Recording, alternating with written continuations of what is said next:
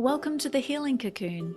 I'm Jacobie Gray, soul alignment and success coach and energy healer, which means I can intuit the subtle layers of your energy field to promote ultimate health and well-being. My goal for this podcast is to shed light on the healing journey itself and help you feel more supported as you embark on the process of unpacking your past to consciously create your present and start living the life of your dreams. Through the study of coaching, kinesiology, holographic kinetics, meditation, Reiki, the chakra system, and many other modalities, I've learned how to release the blocks that were holding me back. Now I'd love to help you do the same. By embarking on your own self-healing process, you'll see the world transforming around you in ways you never thought possible. You'll begin to experience more connection, clarity, love, fulfillment, synchronicity, and success than you've ever had before. So welcome to the Ascension.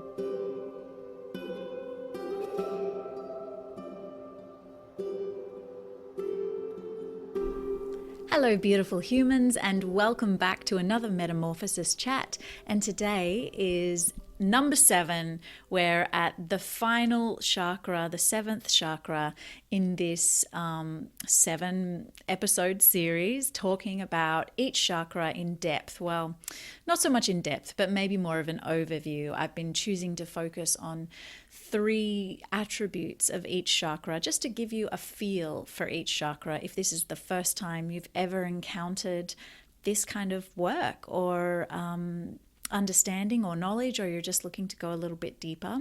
So the crown chakra, the 7th chakra, sits at the top of our head, and it is our connection to God, spirit, the universe, whatever it is that you call that magnificent energy that we all are made up of.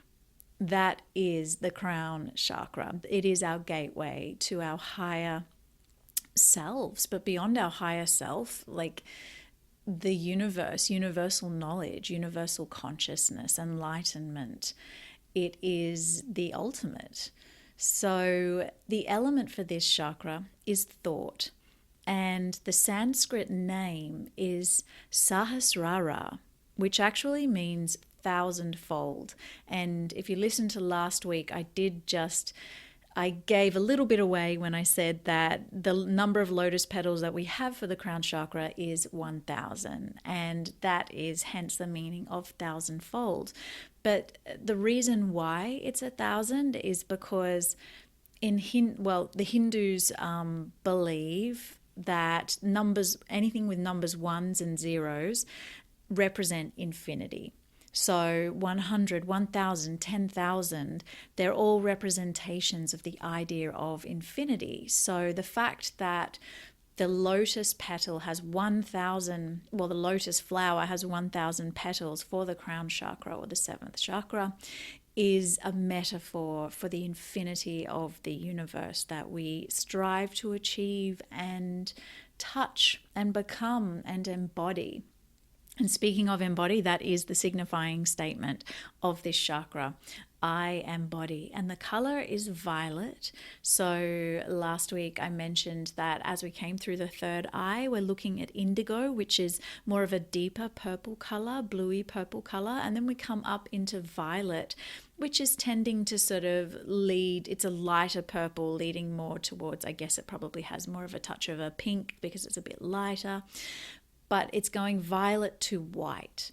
So white being the color that is all colors. But Anodea Judith, she is the queen of the chakra system in, I would say, the Western world. She was one of the people, she has many, many books on the chakras, and she brought this Eastern knowledge to the Western world, or she made it her writings and her teachings made it understandable for us. And she has a book called Eastern Body, Western Mind, which is a really, I think, a very advanced book on the chakra system. And she, to quote directly from the book, she says, To arrive at the fully blooming lotus crown chakra, our stem needs to be connected all the way to the earth, our roots deep in the ground. Through this connection, our lotus is nourished and continues to bloom, its petals ever unfolding. So this chakra, I guess, brings everything together because it literally is our connection to heaven. But of course, it won't be nourished, and we don't have the ability to say connect with God if our root chakra, if we're still in survival mode and our days are filled with just trying to figure out how to put food on our plate and get $1 in our bank account, and we're just running on that treadmill, we don't have necessarily the time or the space to commune with God.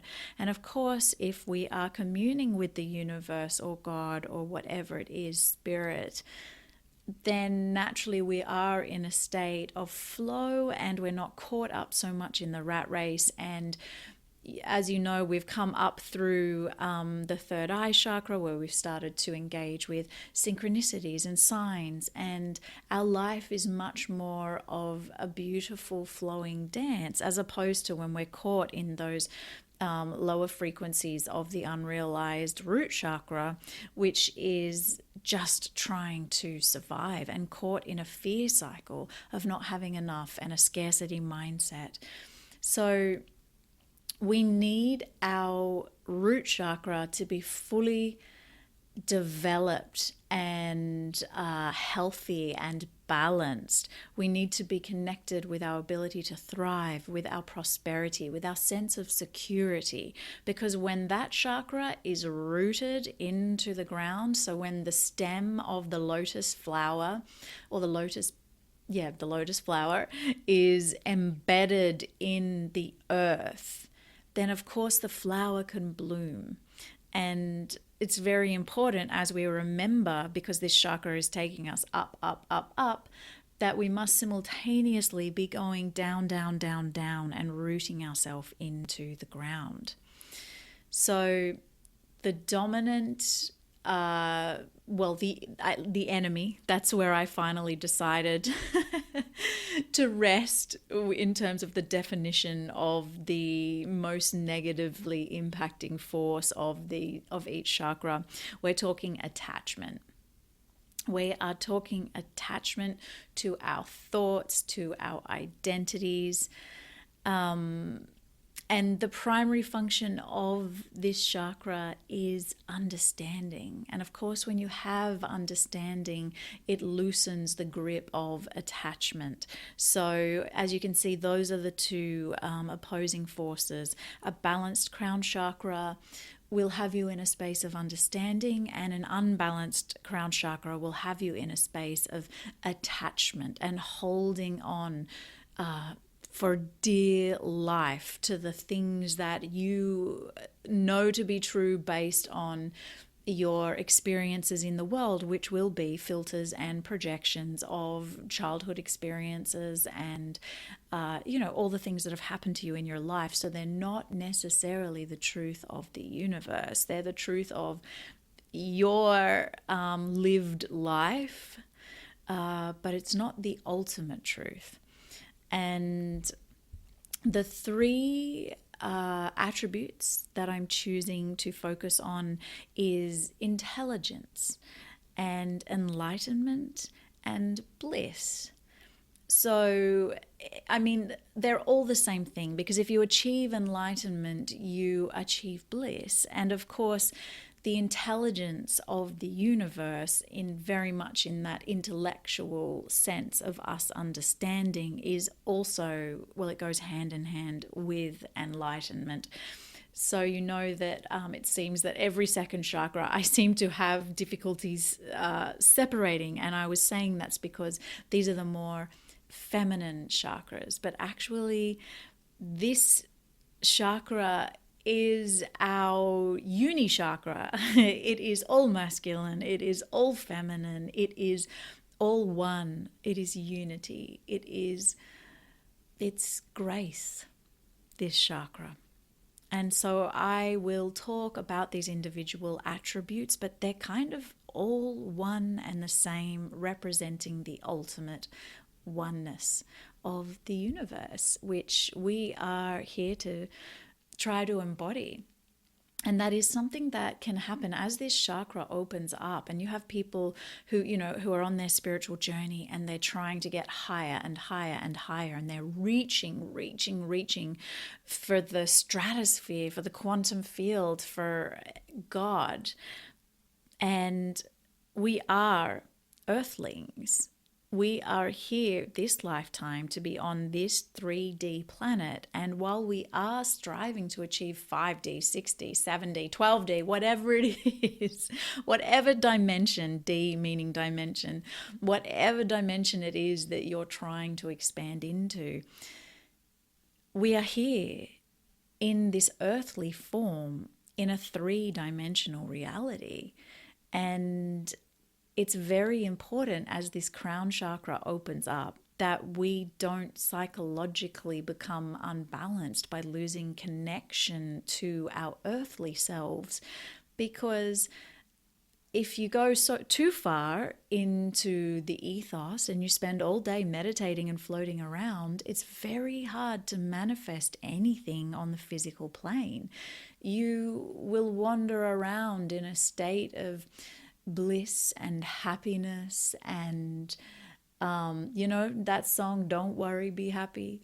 It'll be a really beautiful space to exist in, but you are also here to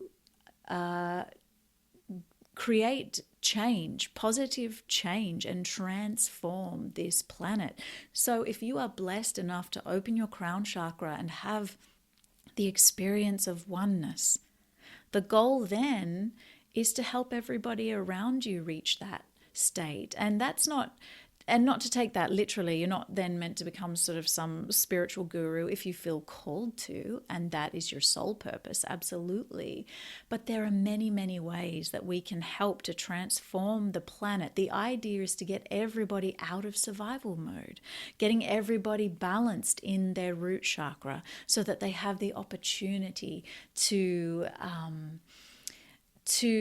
start to deal with everything going on in their sacral chakra, so that they can start to become the most beautiful and creative expression of their passions on the planet, and then stepping up into their solar, so that everybody on the planet can become confident and assured in their sense of self. Because when you're assured in your sense of self, and I mean a healthy assurance, an internal assurance that's not based on external attributes, and therefore it's not an insecurity that you're then projecting onto other people and requiring a facade to maintain, but that innate sense of self-worth that is humble. It's a humble thing.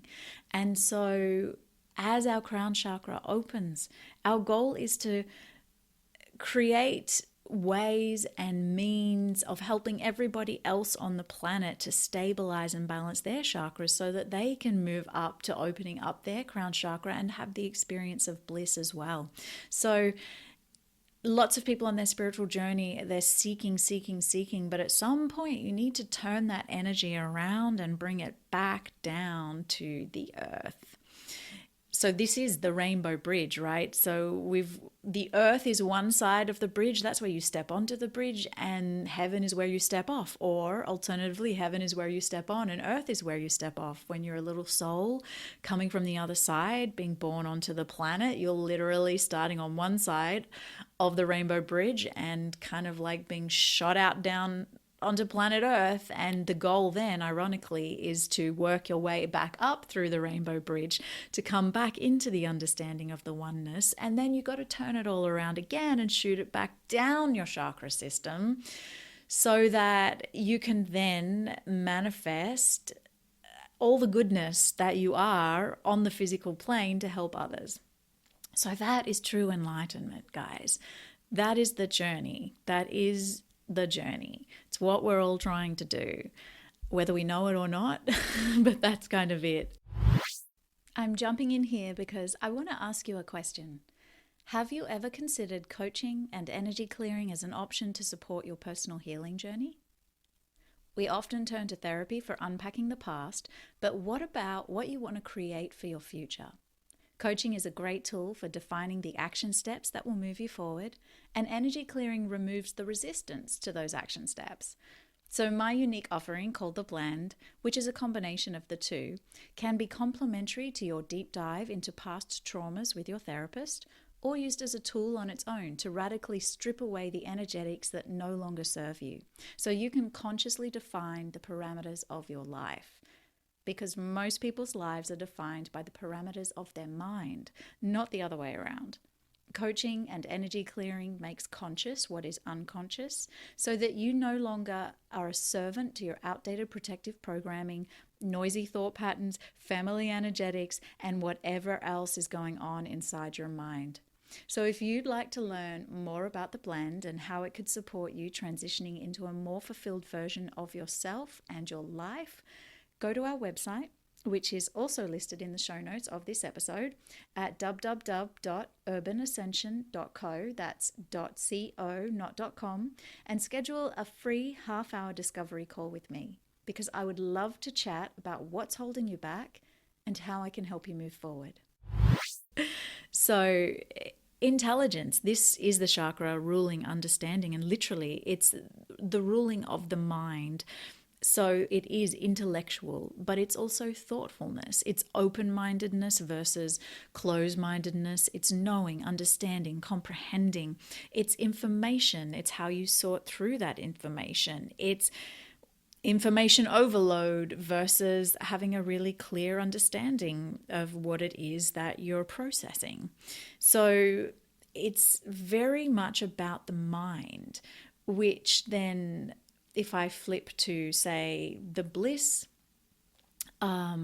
section, the bliss attribute, which I did label third, or I named it third previously, because it is definitely an extension of, or a byproduct of, enlightenment.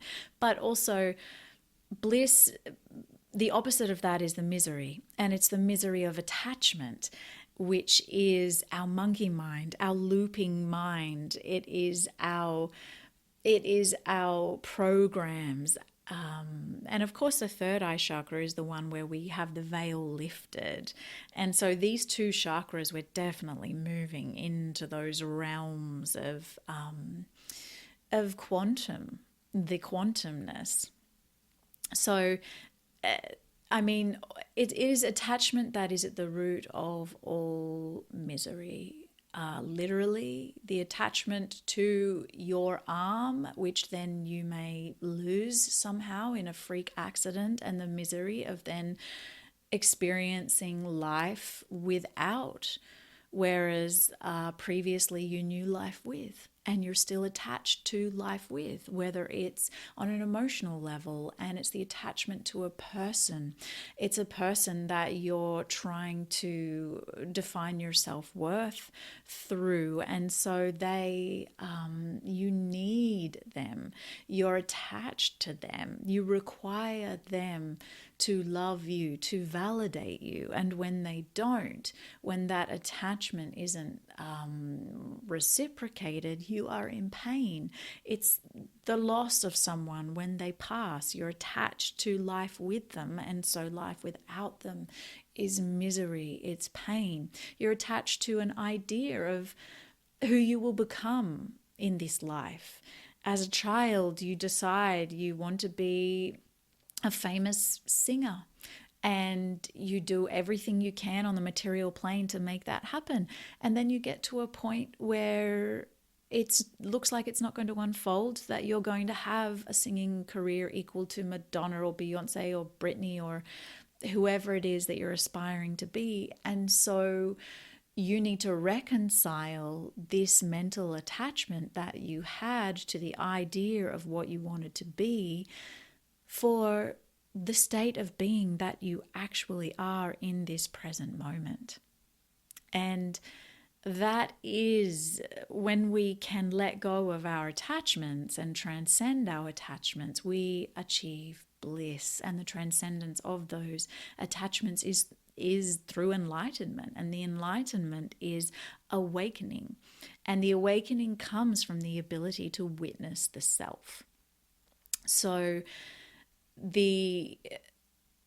it's kind of like the healing process. First of all, you are identified with whatever pattern that you're playing out. So you're playing out some kind of low self-worth pattern, let's just say, where you keep investing your heart in unavailable partners, and you're playing this out, and every time it's almost like it happens 10 times in a row, and you're shocked every time. It's like you almost didn't even see it coming, because you're so identified inside and with the pattern. You have no awareness of it, and then you start to become aware of it, and you start to see the pattern, but you're playing it out. So you've called in someone, a new partner, the 11th partner, you call them in, and this time you're like, wait, this feels familiar, but you still go for it because the program, the pattern plays itself out. But this time you're watching yourself do it, and you're like, oh my God, it's like watching a train wreck, except you're the train wreck and you can't get off the train. It's really painful, and that's why they call it the healing crisis, because the healing crisis is the process of awakening to your own patterning, but you haven't been able to let go of the patterns or extricate yourself from them just yet. And so this final step in that process is when you actually integrate the understanding, because once you become aware of something, you can't unknow it. You can never go backwards. So it's a natural progression. You may fight it, kicking and screaming. You may be like, nope, I want to stay in my old negative patterns and habits. I liked it that way. I was comfortable there. I feel safe there.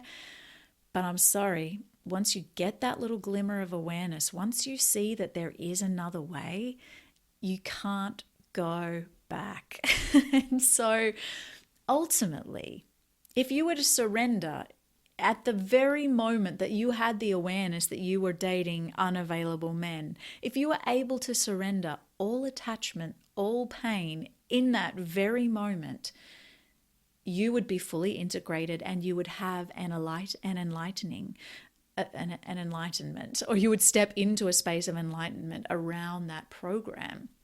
And so this is all to highlight attachment. And of course, there are all the different sort of attachment theories, whether you, I know that that's a whole other thing, and how you are in relationships. And that is a very psychological kind of or emotional expression of attachment. But there's all kinds of attachments. You can be attached to being OCD, for example. You are attached to the idea that everything needs to be perfect, and the attachment to that idea is so profound that it starts to impact everything else you do, and then it causes certain behavioral patterns and programs in order to service that attachment. This is why we meditate. When we meditate, we come into this 7th chakra, and we meditate in order to open up this chakra, in order to step into that space of infinity, that lotus, that 1,000-fold lotus, to be able to witness our attachments, to be able to let them go. We are transcending the ego. That is what we're shedding, layers of self. We are stepping into our connection with oneness. We are becoming,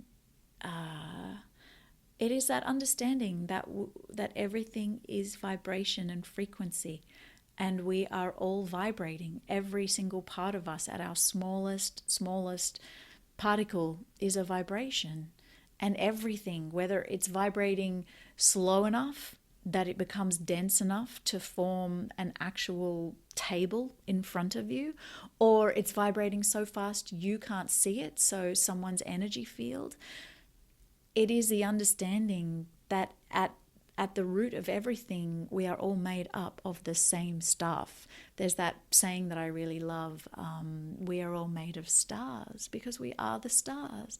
I am you and you are me, and I am the tree and the tree is me, and I am the star and the star is me, and we are all we, me, I, it's all one. So I feel like trying to almost define these attributes, these three separate attributes, is kind of hard, because this chakra really comes into a state of oneness, and the intelligence and understanding and information and thoughtfulness and open-mindedness and everything that comes along with the mind, and the looping of thoughts and the monkey mind and the meditating that we do to sort of cut through that, which gives us the ability to observe ourselves and become a witness, which opens us up to otherness, something other than the world that we've grown up in, which is our sort of little doorway into understanding God and everything that is, which of course then it's our ability to let go of materialism and everything on the material plane and step into a place of peace and ultimately presence. It's that ability to be present with yourself, with the people around you, and with what's happening in this very moment, and not allowing the mind to project what you should be doing right now, what you need to be doing right now. We create these goals for ourselves, and then we are actioning ourselves toward them. But how present are we able to stay in the process of action? That is enlightenment. It's not just sitting on top of a hill and meditating. It's actually being able to bring presence into our everyday tasks. And that is a fully embodied seventh chakra. That is the crown chakra. And I feel like that's a really nice place to wrap this up. I hope you've enjoyed this little journey through the chakras. And I've really enjoyed diving deep into them and sharing this with you. If this is something that you've enjoyed, please do share, because that helps on the podcast when people are sharing the episodes, or when you like them, subscribe, rate, review, all the things. I feel like whenever I listen to a podcast, everybody says the same thing, but we're all saying it. It's like a cliche. It's become a cliche because it's true. So we're all saying this. Anybody who has a podcast, please like, rate, subscribe, review, because it really does help. It helps the podcast remain on the air. So thank you so much for listening today, guys, and I will see you next week. I hope this episode has inspired you to keep going on what can sometimes be a tough road to inner peace and true happiness. If you want to dive deeper into what we talked about today, go to thehealingcocoon.co for show notes and all things personal growth. And don't forget, if you're loving The Healing Cocoon, then put that love into action and subscribe, rate, and review on iTunes, Spotify, or wherever you download your podcasts. And until next time, my friends, let's rise and shine together.